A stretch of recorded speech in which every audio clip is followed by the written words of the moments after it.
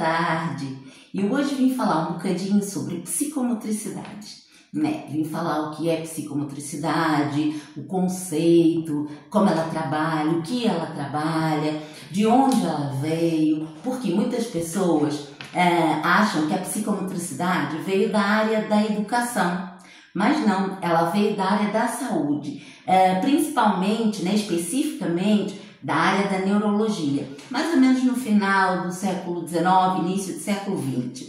Então, nós temos um pedopsiquiatra, não é um psiquiatra infantil francês, o Dupré, que foi o primeiro a relacionar o corpo com a mente. Depois surgiram outros estudiosos, como por exemplo o espanhol Júlia Guerra, né, que trouxe a relação da afetividade, do comportamento, das emoções com a motricidade.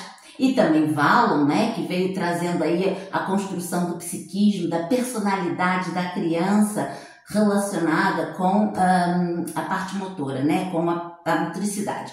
Só que, entretanto, antes do século XX, do início do século XX, nada disso era falado, porque a criança como objeto de estudo só começou a ser assim a partir do século XX, ok? Aí vem Dupré também com a sua tese de mestrado, ele veio separar, não é, o que era mental do que era motor, porque entretanto eles já estavam antes habituados a mapear o cérebro, tentando perceber de onde é que vinha determinada patologia, só que entretanto eles, com essas descobertas, aí surgiram o quê? Os terapeutas especializados nos vários problemas que iam surgindo, problemas de fala, problemas motores, aí surgiram os vários terapeutas, terapeuta da fala, terapeuta ocupacional e o psicomotricista, que surgiu a partir daí.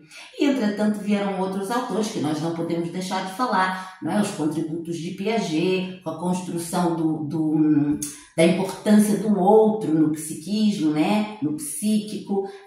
Também não podemos deixar de falar de Frost, Kratt, Frost, Kratt, Vygotsky, Luria, não podemos deixar de falar de Luria, que é fundamental nisso tudo, não é? E também, falando em psicomotricidade, não podemos deixar de falar de Vitor da Fonseca, o seu grande contributo, principalmente para o entendimento da psicomotricidade, não é? E com a sua bateria psicomotora, a BPM de Vitor da Fonseca, que eu uso bastante. Eu vou dizer que eu adoro, não é? Nas minhas atividades de atividade física adaptada, a primeira coisa que eu faço no momento de avaliação é com a bateria psicomotora, porque efetivamente é uma bateria que a gente pode adaptar às várias situações, não é? Às várias fases, às várias idades do ser humano, das crianças, ou do adulto, ou do idoso, e também nas várias fases da vida, do desenvolvimento de cada um, de cada pessoa. O que é psicomotricidade? Psicomotricidade é a ciência que faz a conexão entre os vários aspectos emocionais, cognitivos, motores, nas várias fases da vida do ser humano. Todos nós temos um perfil psicomotor. É o perfil do bebê, é o perfil da criança, do jovem, do adulto, o perfil do idoso.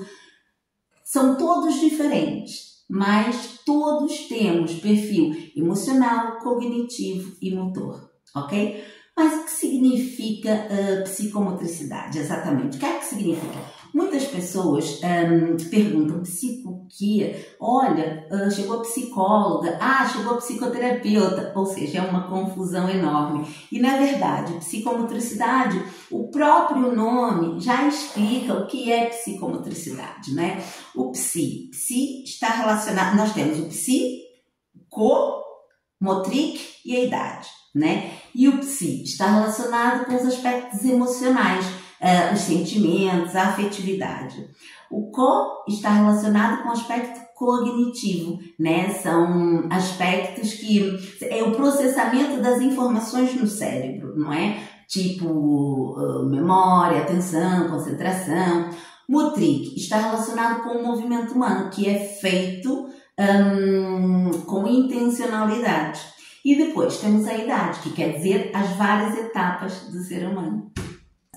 Nós que trabalhamos com criança devemos ter o cuidado de trabalhar de forma global, para o desenvolvimento global desta criança. Nós temos que trabalhar os aspectos físicos, emocionais, cognitivos, enfim, socioafetivos. E a psicomotricidade é excelente para trabalhar todas essas áreas, porque trabalha de forma lúdica e prazerosa e engloba todo esse trabalho, não é?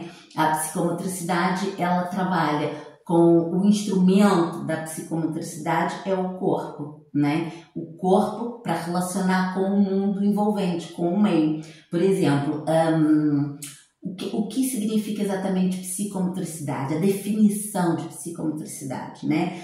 A definição de psicomotricidade é a relação do indivíduo com o seu meio interno, com o seu meio externo, relacionando com o meio, com o espaço, com os objetos e com o outro.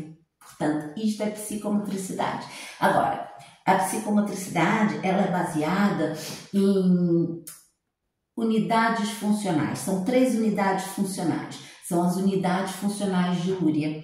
Essas unidades, elas são baseadas em 7 fatores. São 7 fatores psicomotores, que é a base da psicomotricidade. Nós, na primeira unidade de Luria, nós temos a tonicidade e a equilibração. Na segunda unidade, nós temos noção do corpo, estruturação do espaço temporal e lateralização. E na terceira unidade, temos a motricidade, que é a práxia fina e a práxia global.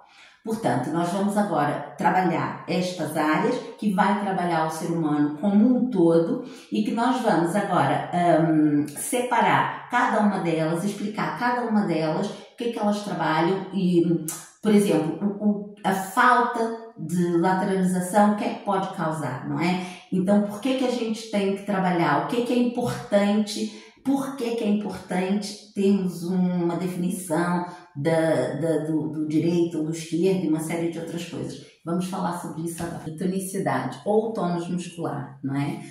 A tonicidade é o estado de tensão do músculo em repouso. A tonicidade é fundamental para a nossa postura e para o nosso equilíbrio, para os nossos movimentos, né? Um tônus adequado permite-nos caminhar com segurança, realizar movimentos adequados com segurança, permite adaptarmos a novas posturas, por isso, um tônus adequado. Agora, um tônus com problemas, quando nós temos problemas no tônus muscular, este pode trazer problemas posturais, de coordenação, também problemas de equilíbrio, enfim, um tônus prejudicado prejudica outras áreas.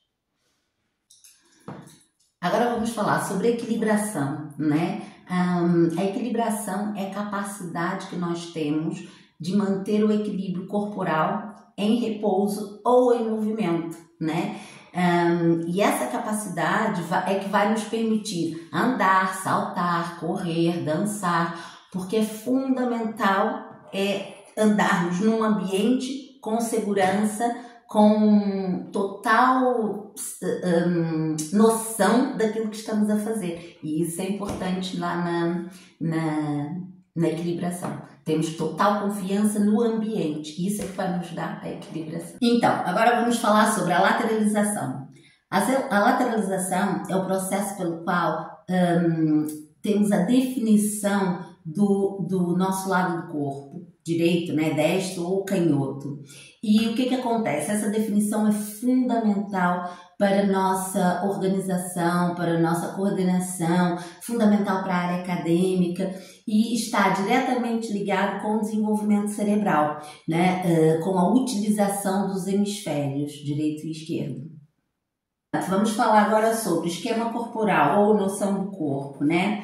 Portanto, a noção que nós temos do nosso corpo ou das partes do nosso próprio corpo é fundamental. É fundamental para a nossa coordenação motora, para desenvolvermos movimentos adequados, executar de forma adequada os movimentos. E a consciência que nós temos desse corpo vai nos permitir nos relacionar efetivamente com o mundo à nossa volta. Portanto, é fundamental a noção do corpo. A estruturação espaço-temporal. é a capacidade que temos de organizar o espaço e o tempo, e inclui aí habilidades tais como organização espacial, noção de espaço, de tempo, de distância, né? Sequenciamento de acontecimentos. Isso é fundamental, esta área, para as nossas tarefas da vida diária e para o desenvolvimento acadêmico também. Bem, a praxia global. A praxia global é a coordenação de movimentos amplos e integrados no corpo, não é? É o que nos vai permitir correr, andar, saltar, nadar, não é? E o que acontece? Quando nós trabalhamos a motricidade global, nós estamos permitindo que a pessoa, o ser humano, que a criança, faça movimentos de forma econômica, harmoniosa, ou seja, movimentos eficientes, que vai nos permitir fazer tudo que nós precisamos para o nosso dia a dia, para a nossa vida. Praxia fina. A praxia fina refere-se à coordenação de movimentos pequenos e precisos, tais como segurar, agarrar um objeto, escrever, desenhar, pintar. Portanto, a praxia fina ela é fundamental para as atividades acadêmicas, para a nossa vida acadêmica. É fundamental também para a nossa vida pessoal e social, para a gente conseguir desenvolver tarefas do dia a dia, né? De pegar, segurar e nos relacionarmos com o outro. Por isso, a motricidade fina é fundamental trabalhar para desenvolver não só a parte acadêmica, mas também pessoal e social.